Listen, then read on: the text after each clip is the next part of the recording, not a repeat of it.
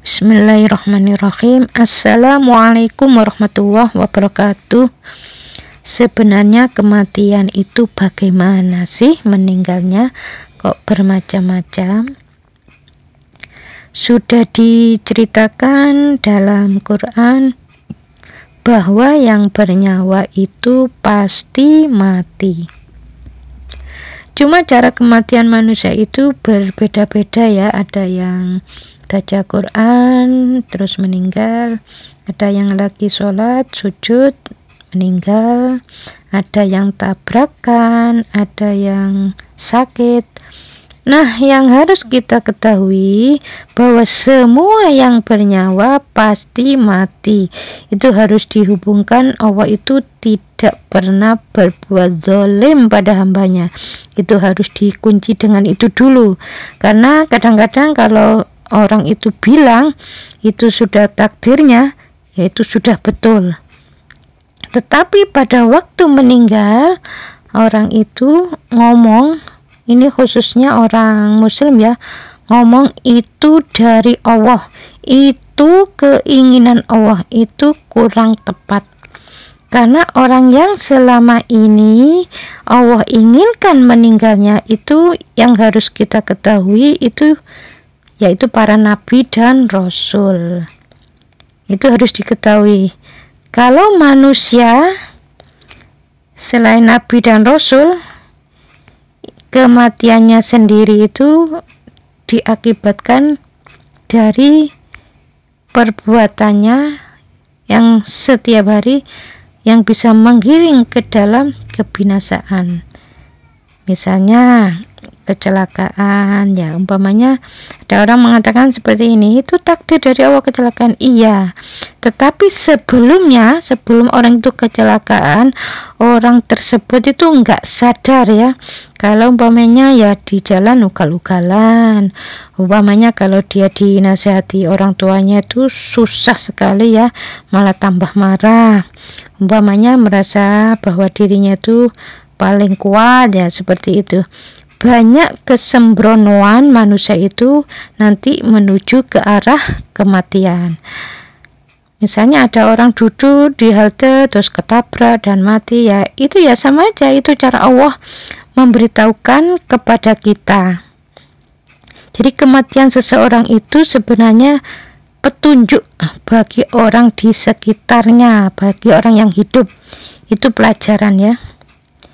Memang kenapa kita itu tidak pernah tahu, kita hanya cuma tahu itu pelajaran dari Allah yang diberikan agar orang itu tambah sujud pada Allah Ta'ala. Sebenarnya itu pelajaran ya. Misalnya kita ini ada orang meninggal akibat kanker payudara ya, misalnya kena kanker terus meninggal, itu kan dari musibah yang sakit menimpanya yang berupa kanker itu sampai meninggal. Ini ada hubungannya dengan ayat wala tulqu biaidikum ila tahlukati wa ahsinu innallaha yuhibbul muhsinin. Janganlah kamu menjerumuskan dirimu dengan perbuatanmu ke dalam kebinasaan. Jadi orang-orang yang sakit atau kecelakaan ini akibat dari perbuatannya yang ia tidak sadar kalau perbuatannya itu bisa menggiring ke dalam kebinasaan yang berupa kecelakaan atau sakit. Wa ma asobakum min musibatin fa bima kasabat aydikum. Apa saja musibah yang engkau terima itu akibat dari perbuatan tanganmu sendiri. Musibah yang berupa kecelakaan, yang berupa sakit dan lain sebagainya, ini benar-benar terjawab sebenarnya ya. Allah itu sudah menceritakan dalam Al-Quran, sebagai seorang muslim kita itu harus patuh pada perintah Allah. Ini kan tauhid sebenarnya ya. Jadi peringatan Allah yang berhubungan dengan tauhid seorang muslim. Jadi harus disadari. Nah, bagaimana kita itu harus mengupas? Kalau memang musibah itu dari diri kita, berarti dari dosa karena perbuatan sendiri. Dan kalau sampai meninggal dalam usia yang masih muda, nanti Allah itu melihat, oh orang ini kayaknya nggak manfaat ini sama orang tua, ya sering melawan, dinasihati nggak mau, ya seperti itu. Terus sholatnya ya amburadul. Nanti kalau sudah seperti itu, ya bisa aja nanti diambil sama Allah Ta'ala, ya nggak manfaat, ya akhirnya dimatikan. Misalnya ada seorang ayah atau ibu ngomong seperti ini, nanti kalau kamu tabrakan, awas ya nanti kalau mana, itu kan nyumpahin anak ya.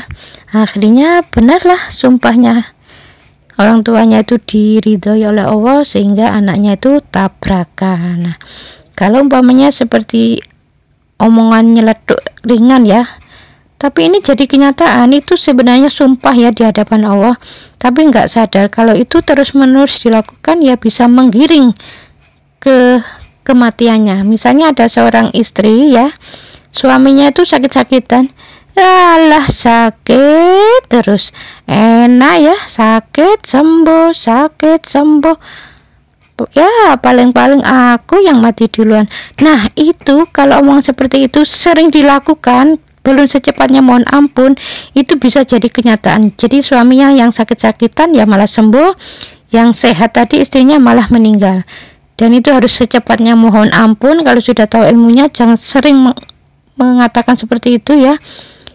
Itu kan sumpah di hadapan Allah, dan suatu saat Allah akan menunjukkan itu jadi kenyataan. Nah orang itu kadang-kadang nggak sadar kalau kata-kata seperti itu menggiring ke dalam kematiannya.